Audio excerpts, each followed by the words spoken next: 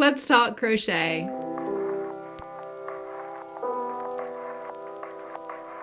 Hey folks, it's Mary, aka MercyTriumphs, and this is Slow Crochet. This is episode 097, and today I'm just talking about everything that I have been crocheting this week.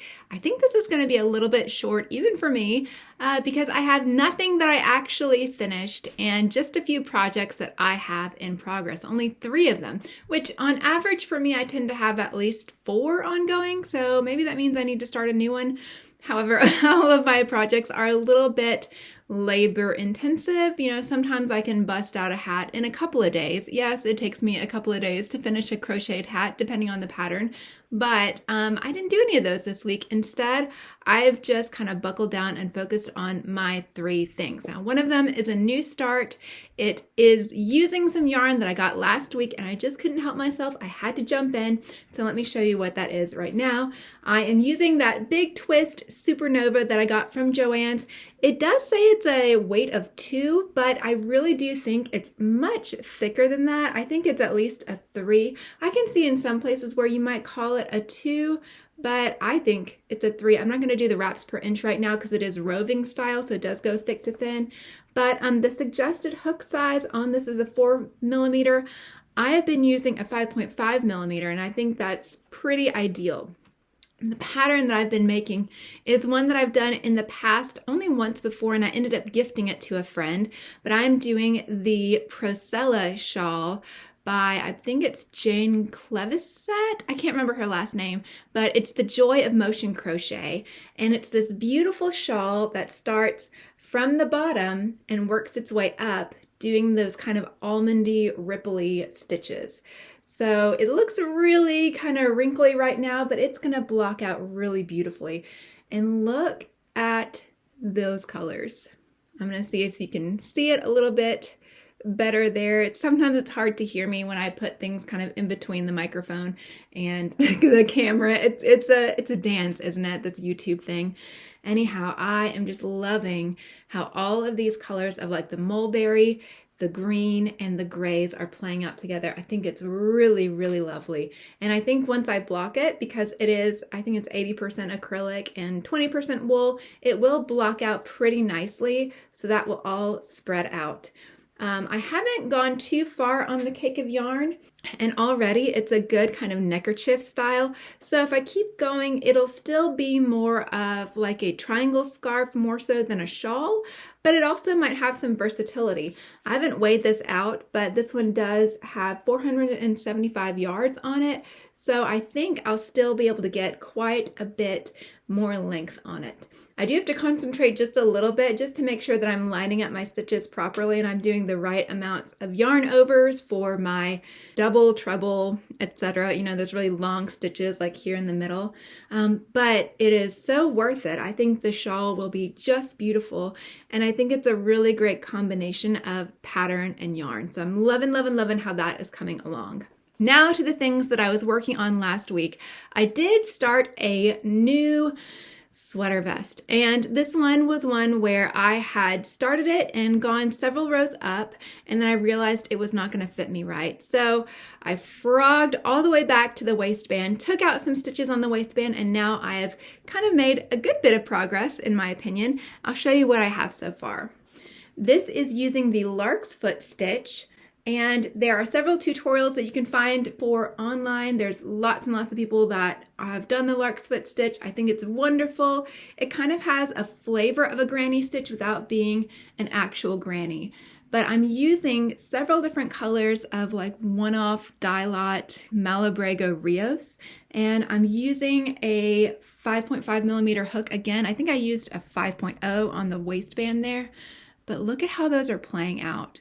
So I have 4 colors here, and then this one color of gray. I got 2 rounds out of it, and then I had to drop it. I didn't have enough of that. That was kind of a scrap from another project.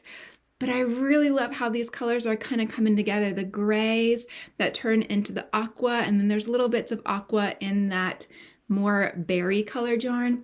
So what I have so far, again, going from the bottom up, I have the waistband, and I've started to kind of mark off how I'm going to do the back and the front. Since I'm going in the round, I marked off a few stitches to show where this will be when I start kind of dividing out. So I've started going up the back, and then in the front, I'll have to rejoin, and then my pink stitch marker here, that's going to show the middle part. So that will be a little bit of a challenge because I am making this up as I go.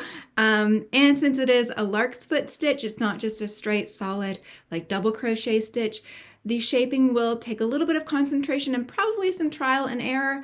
But I'm really excited. I'm confident in where it's going, and I think it's going to be really beautiful. This is going to be one of those pieces where it is color work, but it's subtle enough that it will kind of read almost as one kind of unified thing, I think.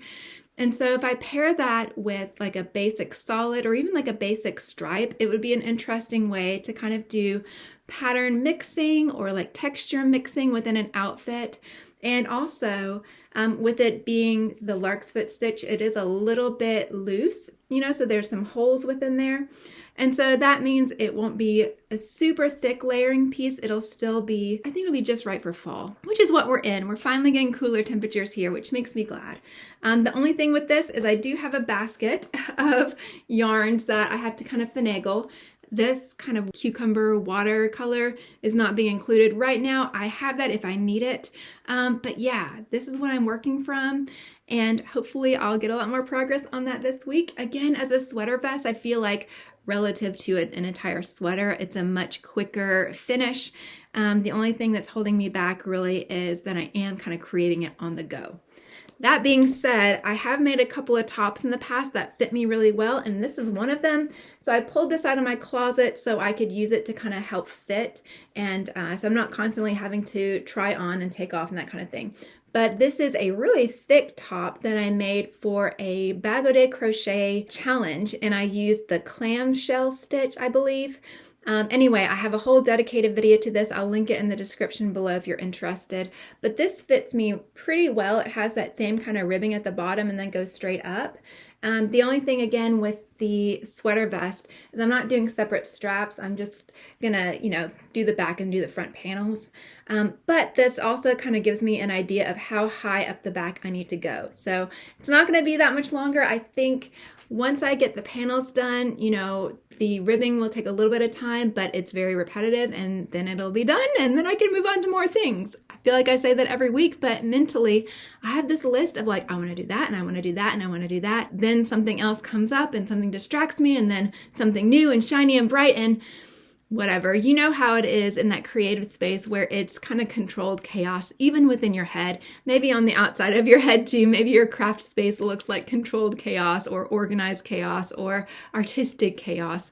Anyhow, I get excited because I love this craft so much. Y'all, I'm rambling now. Let me just get on to the last thing I was working on. Last week I was at a crossroads. I was having a conundrum with Lenny Cat.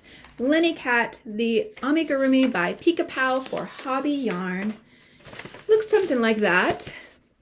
And I have made all of the pieces of him except for his hat, his bauble, and his scarf, and I have to assemble them. But last week I hadn't done very much because I was concerned about his little shirt. And the yarn I had used, I wasn't sure it was working very well. So I did go ahead and frog back, and I chose to go with red instead. So now Lenny has that kind of aqua color. He's got a red shirt, and then I haven't sewn in any of my ends.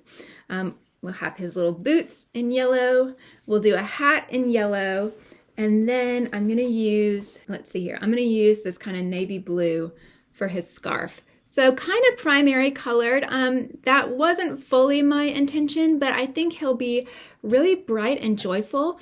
Again, I'm making him as a baby gift because there's several people in my circle that are expecting to be expecting. And so this is kind of a way that I'm just like praying for those couples and anticipating that they will get pregnant and deliver wonderful, beautiful, healthy babies. And this will be kind of my going into my stockpile of baby gifts there. It is fun in making these boots to make sure they fit. Amazing how her patterns come together. You don't think that they'll turn out as cute as they are, as wonderful as they are, but they're so beautifully written, and I always learn something when I do them. So very excited to get this guy done. I can say confidently that I will get him done by next week. Again, it's just a couple more details, a hat and a scarf, and then assembly. So hold me to it. I don't really have that much on the hook, so I don't really have much of an excuse. And weaving in all those ends as well. Y'all, that is it for me this week. Thank you so much for spending a little bit of your time with me today.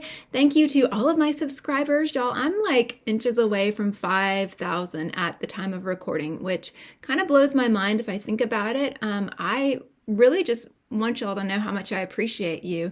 I started this channel with the hope of reaching out and providing something that I thought would be valuable.